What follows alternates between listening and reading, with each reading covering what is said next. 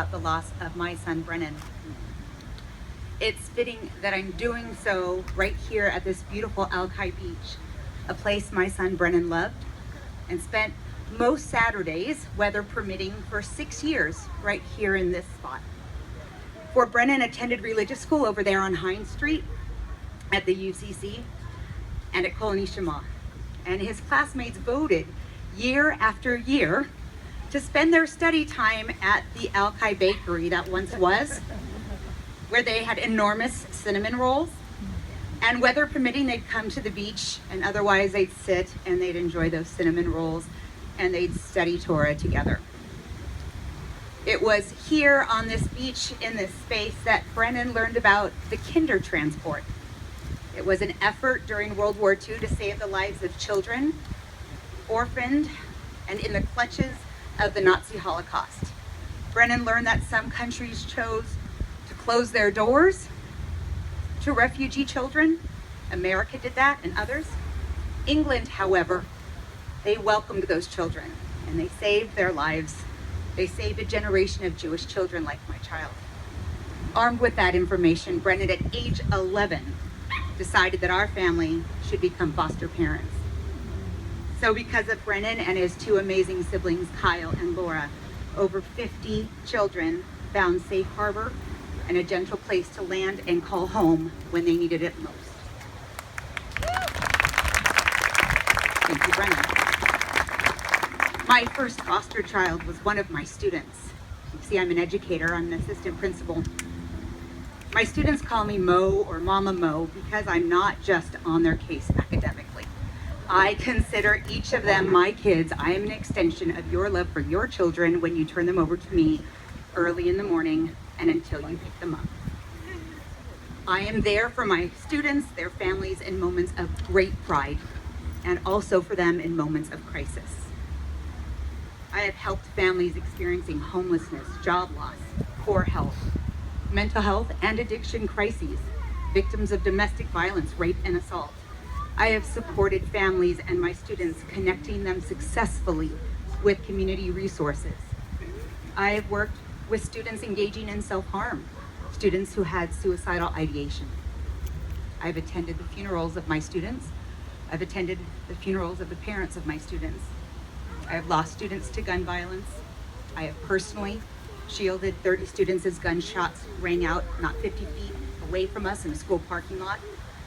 And I lost my own son, Brennan, to a self-inflicted gunshot wound from a 12-gauge shotgun he bought legally here in Washington in under 5 minutes.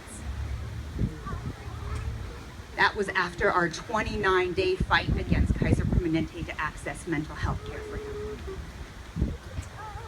Brennan, he was a vibrant musician. He was 6'7" and loved to stick me in his armpit. He was a strong student. He was an avid mountain biker. He spoke truth to power. He was a devoted brother. He attended Evergreen State, and he had transferred to Portland State when in spring 2015, my mama bear instincts went off. I don't know what it was. He was excited about his band, taking off in Portland, looking into larger and larger venues. And I can't tell you that it was anything he ever said or did, but my alarm started going off. I sensed it. And I sensed it so profoundly that one day in spring 2015, I walked into my daughter's classroom at the school I was an administrator at, and I said, we need to go to Portland. And she thought I meant for a visit. But within 3 weeks, I had a job as an assistant principal in Portland Public Schools. I had renters in my home in Federal Way.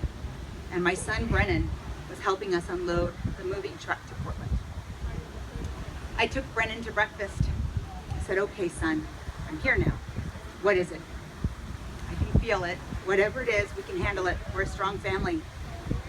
And Brennan told me, he said, Mom, I did something so stupid. I tried cocaine. It was offered to me before a gig. I was tired. They said it would bump me through, and I was dumb. He was so worried about being a financial burden to our family. Rehab's so expensive, he worried. But I was able to show him my Kaiser Permanente benefits package, which I thought was the Cadillac of insurance plans. For I'm a school administrator, right? I showed him. I said, I have 100% coverage, $0 copay, For inpatient, outpatient addiction medicine, you can go to rehab, son. I've already paid for it. It's okay. I have 100% coverage, $0 copay for inpatient, outpatient mental health treatment. It's all paid for, son. We just have to call. I assured my brave, beautiful son. Brennan was relieved. He was hopeful. I held my 6'7" man-child in my arms. No shame, no blame, just love and support. We called that family meeting with his dad and stepmom, moved Brennan in with me, and Brennan called Kaiser. 51-minute intake completed. He talked openly about addiction, how upset he was with himself, that he wanted rehab and to start therapy. He shared that he had a strong family behind him. He asked for antidepressants and anti-anxiety medications, which he had not been on before, but he was open to now because he was struggling with detoxing and he had spinning thoughts. Brennan emerged from that 51 minutes to share that he had an in-person intake appointment with Kaiser, the first available, in 29 days.